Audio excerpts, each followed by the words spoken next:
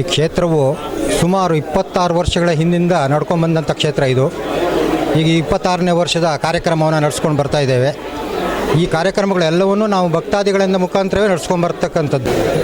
ಈ ಕ್ಷೇತ್ರವು ತೀರ್ಥಹಳ್ಳಿಯ ಇಂದಾವರ ಅಂತ ಹೇಳುವ ಗ್ರಾಮದಲ್ಲಿ ನೆಲೆಸಿದ್ದಾಳೆ ಮಹಾಲಕ್ಷ್ಮಿ.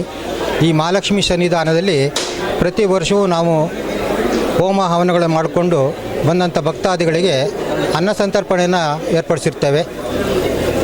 ಇದು ಸುಮಾರು 26 ವರ್ಷಗಳಿಂದ ಈ ಕಾರ್ಯಕ್ರಮವನ್ನು ನಡೆಸ್ಕೊಂಡು ಬರ್ತಾ ಇದ್ದೇವೆ. ಇದಕ್ಕೆ ಇತಿಹಾಸವೇನೆಂದರೆ ಈ ದೇವಸ್ಥಾನವು 106 ವರ್ಷದ ಹಿಂದಿನ ಇತಿಹಾಸ ಇರತಕ್ಕಂಥದ್ದು. ಈ ವರಮಹಾಲಕ್ಷ್ಮಿ ವ್ರತ ಏನಿದೆಯೋ ಆ ದಿನ ನಾಗನ ಪೂಜೆ ಮತ್ತು ಅಮ್ಮನ ಕುಂಕುಮಾರ್ಚನೆ ಎಲ್ಲ ಸಕಲ ಪೂಜೆಗಳು ಅಮ್ಮನಿಗೆ ಸಲ್ಲತ್ತಿಲ್ಲಿ. ಭಕ್ತಾದಿಗಳು ಸುತ್ತಮುತ್ತ ಪೇಟೆಯಿಂದ ಸಹ ಇಲ್ಲಿ ಬಂದು ಆ ದಿನ ಪೂಜೆ ಮಾಡಿಸ್ಕೊಂಡು ತಾಯಿಯ ಆಶೀರ್ವಾದವನ್ನು ಬೇಡ್ಕೊಂಡು ಹೋಗ್ತಾರೆ. ನಾವು ಈ ದೇವಸ್ಥಾನಕ್ಕೆ ತುಂಬ ವರ್ಷಗಳಿಂದ ಬರ್ತಾ ಇದ್ದೀವಿ. ದೇವಸ್ಥಾನದಲ್ಲಿ ನಾವು ಬಂದಾಗಿಂದ ತುಂಬ ಒಳ್ಳೆಯದೇ ಆಗಿದೆ. ಪ್ರತಿ ವರ್ಷ ಇದೇ ಥರ ಪ್ರೋಗ್ರಾಮ್ ಎಲ್ಲ ನಡೀತಾ ಇರುತ್ತೆ.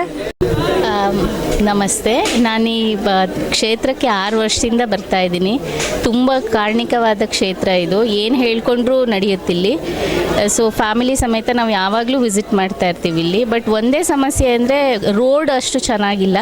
ಸೊ ಅದು ಚೆನ್ನಾಗಾದರೆ ತುಂಬ ಭಕ್ತಾದಿಗಳು ಇಲ್ಲಿ ಬಂದು ಅವರ ಇಷ್ಟಾರ್ಥಗಳನ್ನ ನೆರವೇರಿಸ್ಕೊಳ್ಳೋಕ್ಕೆ ಒಳ್ಳೆಯದಾಗತ್ತೆ. Thank you.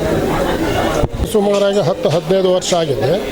ಒಳ್ಳೆ ಪ್ರೋಗ್ರಾಮ್ ಆಗಿದೆ. ಈ ಮೊದಲಿಷ್ಟು ಇಂಪ್ರೂವ್ ಇರಲಿಲ್ಲ, ಇವಾಗ ಒಳ್ಳೆ ಇಂಪ್ರೂವ್ ಆಗಿದೆ. ಇನ್ನೂ ಇಂಪ್ರೂವ್ ಆಗಲಿ.